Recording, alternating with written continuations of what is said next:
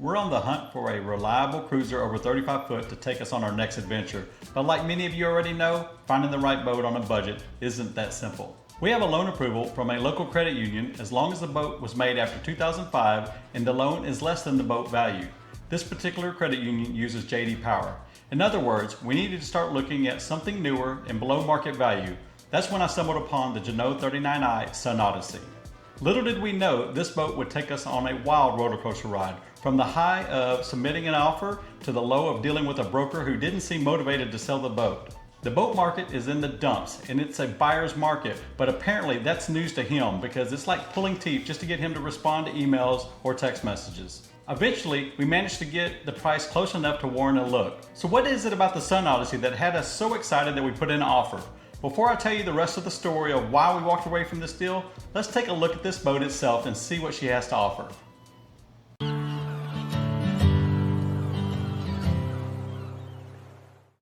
Today we're going to take a look at a 2007 Jeanneau Sun Odyssey 39i.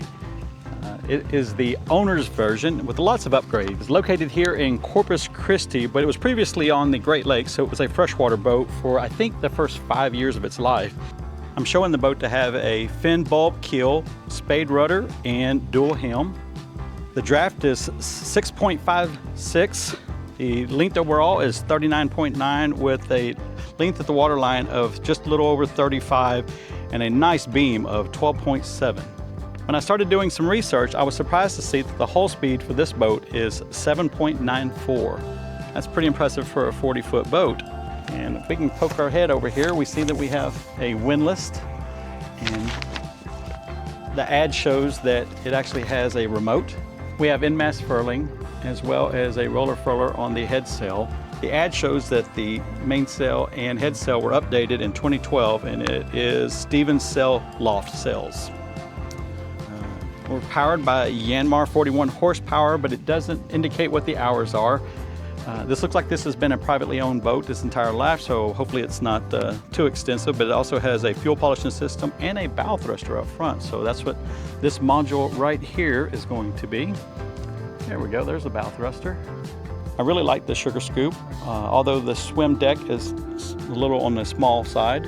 Additional features on this boat include a 16,000 BTU air condition, a pressurized fresh water. It also includes an 8-foot inflatable dinghy and outboard.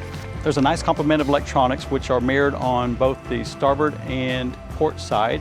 In the center, you'll see covered up is the chart plotter, and I think something is mirrored down below, but I don't actually recall. It has, let's take a look at my notes here. It has a 24-mile radar, autopilot, EPIRB, GPS chart plotter. Here we have the radar on a gimbal.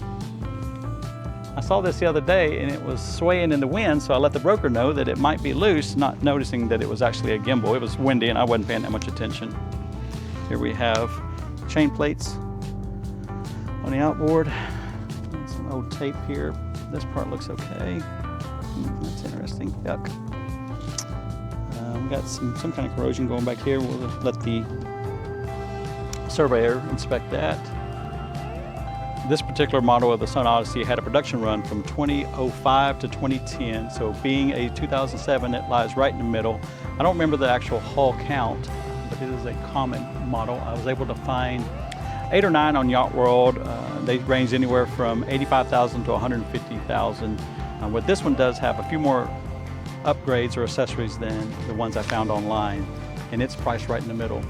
The fiberglass and gel work looks pretty good. I've seen a couple little issues that I'd want to explore. So if we take a look here, not too sure what's going on just on the top side of what that screw is, but I'd want to investigate it. It is above the water line, but we got something going on there. It looked like that'd be a relatively easy fix.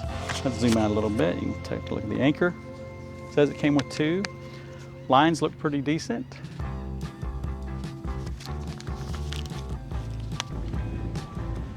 Up until today, we've only been looking at cash boats, things that we could liquidate some of my toys, sell the other boat, and maybe upgrade in size and get a slightly larger boat, as I said, with an inboard diesel and a wheel. But today, we're actually looking at our first big boy boat.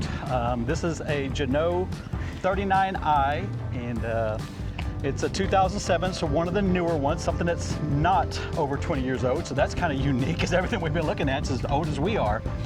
So we're really excited to take a look at this, but also very nervous to see the price tag.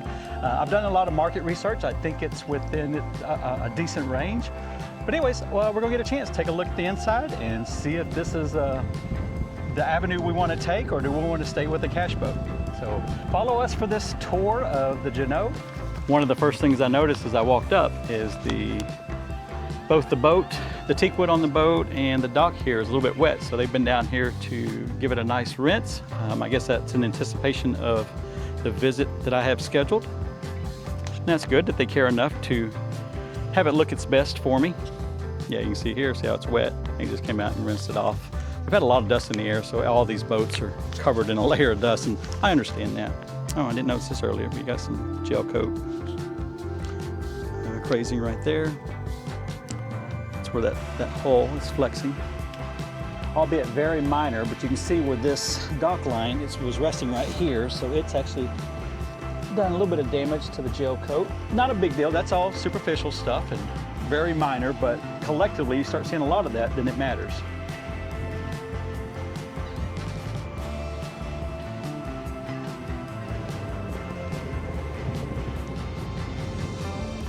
So we haven't been inside this boat yet, but what's your first impressions on it? I like it. It's big. That it is. But I'm not worried about trying to move it. I'm just for a ride. So what are you looking at? I don't know, just the back end here. I don't know what it's called. Scoop. Yeah, the sugar scoop. The sugar scoop.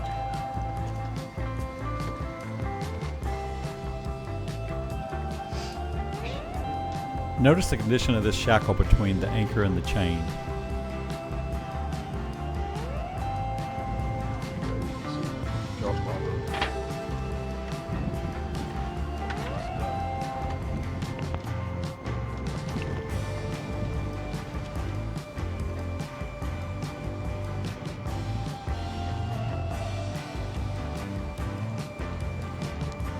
All right, so we have some deck lines as sheets. We have jack line back there, a little flotation device. Yeah, big, deep blockers.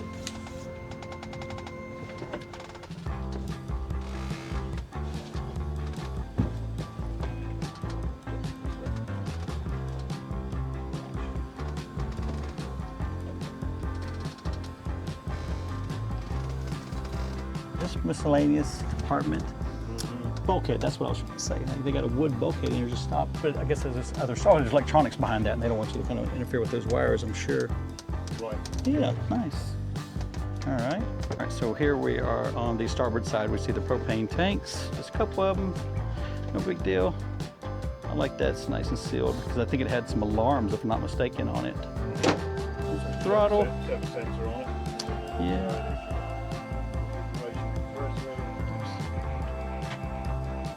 So this is the AC right here?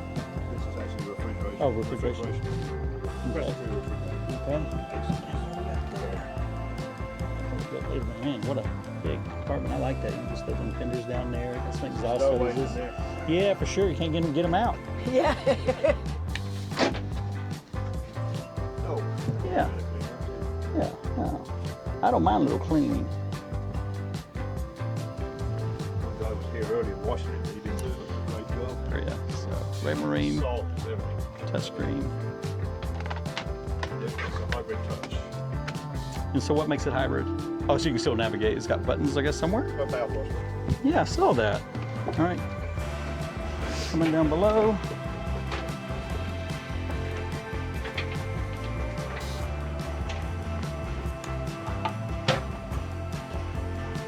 Deep refrigeration box here with It is pretty deep. some of them have a dual, like it's on Callie over there. Which is different from the man. You have the access to the front, so you can do a front loader or a top loader. Uh-huh. So it's just a top loader. Obviously the front end of the ladder right there. Yeah. So I mean you could, you know, Oh, it's you could convert it into a small additional bunch? And it is actually bigger. Just it's this tool, this shed, this toolbox that makes it look smaller than it actually is.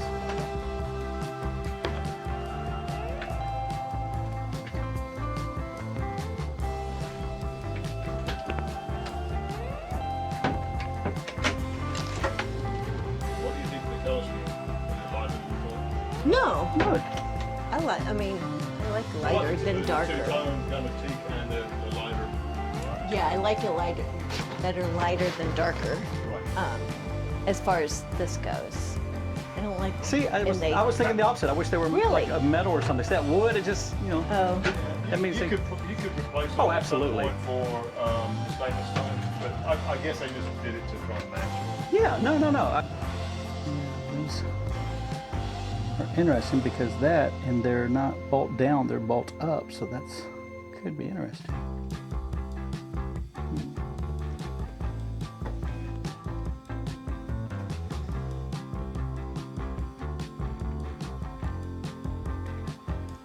So this isn't as bad.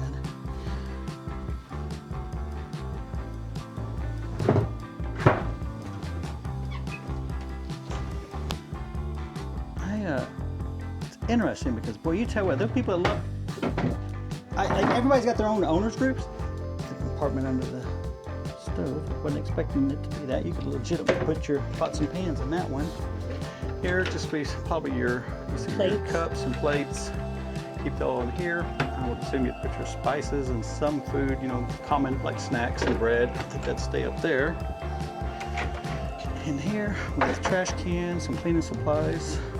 And we got utensils. Let's see if I can get this open. There we go. We were just talking about these handles here. They're all made out of wood, and you know, just my personal preference.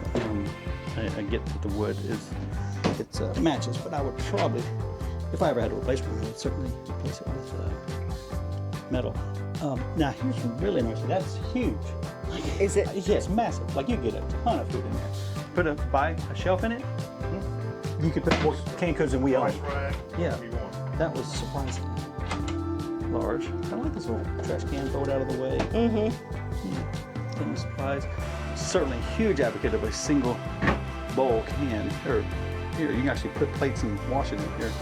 We see so many of those doubles, it just makes no sense. They look good, but that's about it. Probably a concealed, yeah, hanging closet. I guess it's going shoes and stuff. I guess on this shelf here you could keep hats and other miscellaneous shoes or jewelry. Got lots of shelving here. What do we got? Oh, we got the engine in here.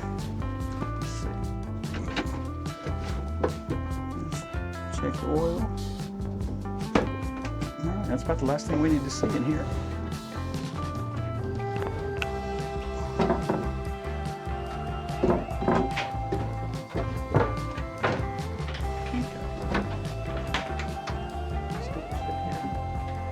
Oh wow, did not realize there was an electric winch up there. Holy cow, nice. That was another optional item. Yeah, that's super cool to see. And it looks pretty darn new. I don't think it's been in there a long time. Yeah, recent one Really love. So you got that impeller, you can get right to it, not a problem. So we can, you don't have to get, you don't have to get crazy to get in there. You got an exhaust. That's what he was just talking about, the fuel polishing system in there. Looks like it's, I don't know a lot about engines, but nice and clean in here. That's a first good sign. And it's Yanmar, that's the big one right there. Yeah. Here, so this, you know, you see people talking about the E-Pervs, and it really doesn't matter if it's 20 years old and not been registered or tested, so this is a good one. And if you just have it for yourself, it don't matter if it's so, just make sure, as long as that battery's good. But if it's your safety stuff, you want to have it right. So you got an antenna, that doesn't go anywhere, but it's for something. So I told you about the dinghy and the elbow, right? You told me that it did come with, It also has a dinghy davit, really? I didn't see that. a motor davit, so it's actually just okay. a single. Okay. He has that. just found more storage that I didn't know exists. So we could keep basic toiletries, you know, like our toothpicks and toothpaste, toothbrushes, deodorant, those kind of things up here. Things that we, you know, hand towel and stuff. This is a tank here. We probably have the cleaning supplies because this is not usable storage here. It's just the toilet paper holder and it's just not a clean compartment. But the broker was just showing us that there is a compartment in the actual shower.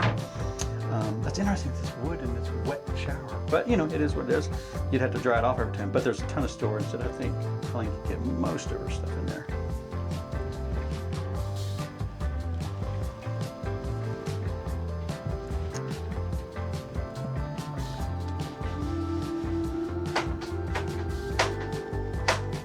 To bring my glasses to wherever, be a restaurant or read a menu or... Yeah. Yeah, but it's always something. it's a learning curve because sometimes you don't need them until you, yeah. I can ask him. How long has this guy had it?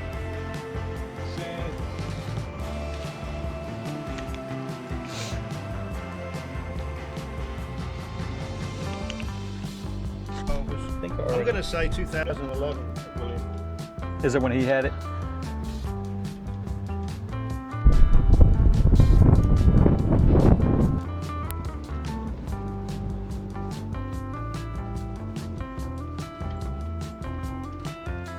A little bitty spots like this occasionally. There's not a lot of them. The boat definitely shows well, and it has a lot of features that we want. But as we dug deeper, there were red flags like the condition of the keel bolts, corrosion on the seacocks, and other corroded items scattered throughout the boat. My local contact and a marine shop in Houston both suspected stray current, which makes a lot of sense. Despite stepping away for a week, I couldn't stop thinking about this boat, so I started researching stray current and even looked into the process of replacing the keel bolts. Getting a quote without an in-person inspection wasn't possible, but it sounds like the price was going to be between $3,000 and $12,000, or even more if it has J-bolts embedded into the lead keel. After lots of consideration, we still decided to submit a fair offer, which was close to the previous price and still several $1,000s over the listed value. Given we were paying a premium for the boat, we asked the owner to address the keel boat issue professionally before we took delivery. Unfortunately, the owner remained firm on his price and only offered to cover half of the repair costs. Once again, it makes you wonder if this broker has any grasp on the current sailboat market. Boats are sitting for months, and I'm even seeing some that have been listed for over a year. Plus, the counteroffer email was somewhat insulting, with the broker implying that the owner was doing us a favor by paying half to fix the boat's potential problems. That was the final straw, and we cut all our ties with the Jeanneau Sun Odyssey. There's just too many boats on the market to get hung up on one. The entire experience has been a roller coaster, and my frustration with the broker runs even deeper than what I've shared. It makes you wonder about the experience of others listing their boats with him. On that note, let me know in the comments if you'd be interested in a video discussing the disadvantages of buying a brokered boat. I have some great ideas for a video. Thanks for watching. If you like this video, smash the like button, subscribe, and leave a comment. We'll see you next time.